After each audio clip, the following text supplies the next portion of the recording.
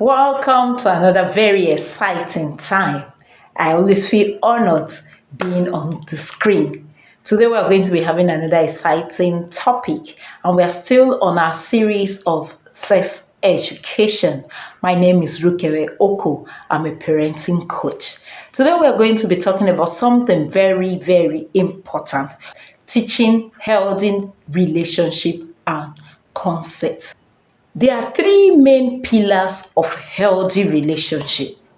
So number one of this pillar is respect. Number two is creating boundaries.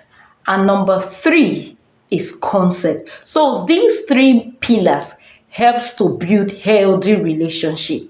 It's actually, if it's done correctly, it will help to avoid abusive relationships in future. And these three pillars helps to build self-worth. It helps to avoid toxic relationship. And what are these three strong pillars that builds healthy relationship? Number one, respect. Number two, creating boundaries. And number three, consent. We are going to be looking at respect in this first day. Subsequently, we will look at the other two. So, what is respect? Respect is the foundation of any healthy relationship. So, we need to teach our children respect because it's actually the foundation of any healthy relationship. Respect means valuing people's thoughts.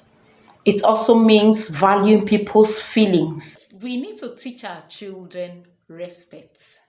And when we're teaching them respect, number one thing we have to teach them is active listening. Active listening. We should understand that we are the first role model when it comes to everything we teach our kids. So we need to learn how to actively listen to people without unnecessarily interrupting them. Teach your kids how to pay attention. Let people speak. Let them air their view. Let them say what they have to say before you speak up. So listening is more than talking. Listening is giving attention to what someone has to say. The second thing we have to teach our kids is empathy. Understanding people's perspective. Putting yourself in someone else's shoes. Yes, that's part of respect. When you try to put yourself in someone else's shoes, it gives you a kind of compassion towards the person and understand what the person feels. Number three is honoring differences. Understand that we are not the same. Our temperaments would likely be different. So you must understand that some people talk, some are on the quiet side. So we have people you call the introvert and you have others they call extrovert. Understand their differences, their view to their opinion towards a subject matter.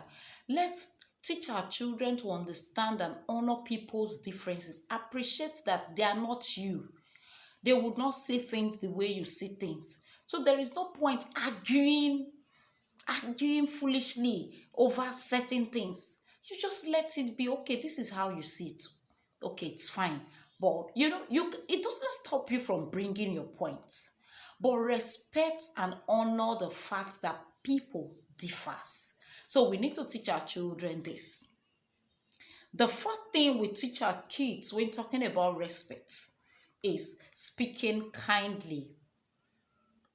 We need to teach our kids how to speak kindly to people, how to speak politely to people.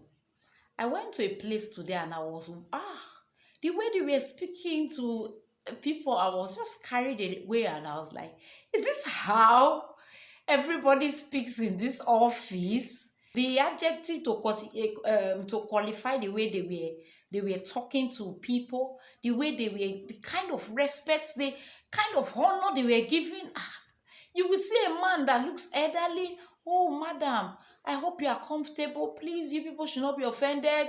this, that. And I was like, this is the first government parastatal I'm ever going, that you have mammoth crowd, and almost everybody, if not everybody that addressed us at the different stages, were very polite and kind. We need to teach our children that, to speak politely, to speak kindly to people, irrespective of the situation. And this still has to do with us being able to teach them how to control their emotions, regulate their emotions. It's called emotional regulation or emotional intelligence. We need to teach them these things because it will go a long way, even in dealing in the future. It will go a long way, even in attending to relationship and building relationships. Remember, we started by saying there are three major pillars of any healthy relationship. And once these three pillars are understood clearly, it will build your child's self-worth. It will help in decision making. It will help a child know the kind of relationship to indulge in. It will even help your child to know the kind of friends he can stay with. Somebody that speaks to you anyhow, that person will abuse the child. Or that friend will abuse the person. Whether verbally or whatever way, he would abuse the person. So we need to teach our kids how to speak kindly. And they too should ensure that people speak to them kindly as well. Then the last point I have is, you should understand mutual effort. A healthy relationship is not one-sided. A healthy relationship is grown by both parties. So we need to teach our kids these things. Everybody in a healthy relationship contributes to build this relationship. Our 7-in-1 bundle, Ultimate Parent Bundle, has lots of this information that you would need. It's going to be a checklist, it's a guide that will help parents in teaching their children how to build relationship, how to create boundaries, and how to give consent. In our next episode, we are going to be talking about boundaries and consent. So remember to place your order for our 7-in-1 bundle.